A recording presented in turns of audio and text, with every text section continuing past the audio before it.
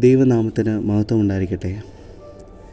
ഇന്ന് നോമ്പിൽ 6-ാം നാൾ, the 6th day of reconciliation. Mathai എഴുതിയ സുവിശേഷം 5-ാം അധ്യായം അതിൻ്റെ ആദ്യ ഭാഗത്ത് രേഖപ്പെടുത്തിയിട്ടുള്ള സുവിശേഷ ഭാഗ്യങ്ങളാണ് ഇന്നത്തെ നമ്മുടെ ചിന്താവിഷയം.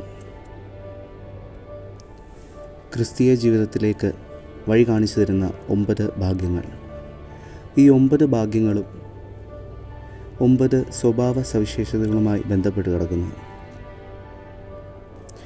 ദൈവത്തിൻ്റെ അനന്തമായ സ്നേഹവും കരുണയും ധ്യാനിക്കുന്ന ഈ നോമ്പിൻ്റെ കാലയളവിൽ വേദഭാഗത്ത് പറഞ്ഞിട്ടുള്ള 2 സ്വഭാവ സവിശേഷതകൾ മാത്രം പങ്കുവെച്ചുകൊണ്ട് ഈ നോമ്പിൻ്റെ ധ്യാനം അവസാനിപ്പിക്കാനാണ് ഞാൻ ആഗ്രഹിക്കുന്നത്.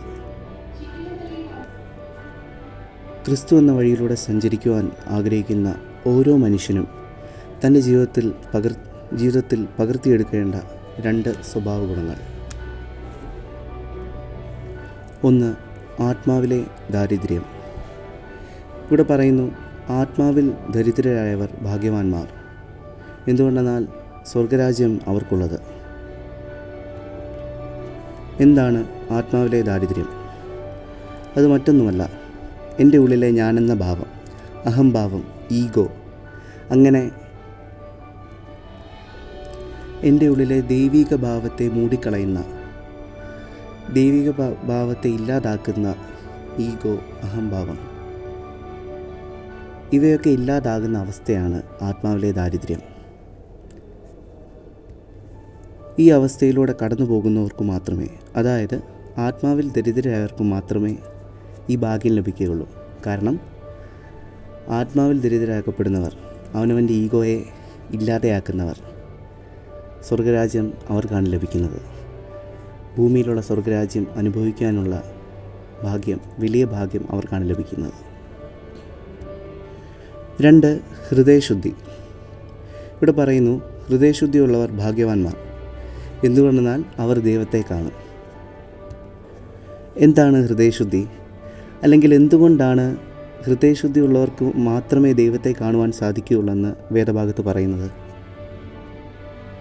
ദൈവത്തെ കാണുന്നതിൽ നിന്ന് നമ്മുടെ കാഴ്ചയെ മറയ്ക്കുന്ന, ദൈവവും നമ്മളുമായിട്ടുള്ള ഹൃദയബന്ധത്തിൽ നിന്ന് നമ്മളെ കട്ട് ചെയ്ത് കളയുന്ന ചില വസ്തുതകളുണ്ട്.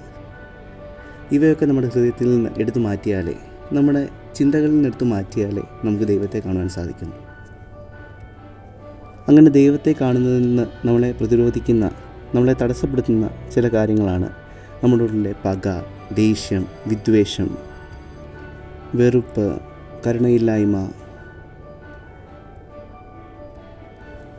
അനാവശ്യമായ ചിന്തകൾ തുടങ്ങിയവ നമ്മുടെ ഹൃദയത്തിൽ നിന്ന് മാറ്റപ്പെടുന്ന അവസ്ഥയാണ് ഹൃദയശുദ്ധി. ഹൃദയത്തിൽ നിന്ന് മാത്രമല്ല, നമ്മുടെ ആലോചനകളിൽ നിന്നും ചിന്തകളിൽ നിന്നുമെല്ലാം ഇവ മാറ്റപ്പെടണം. എങ്കിൽ മാത്രമേ ദൈവത്തെ കാണുന്ന അവസ്ഥയിലേക്ക് നമുക്ക് എത്തിച്ചേരുവാൻ സാധിക്കുകയുള്ളൂ. ദൈവത്തെ കാണുകയെന്ന് പറഞ്ഞാൽ സർവശക്തനായ ദൈവത്തെ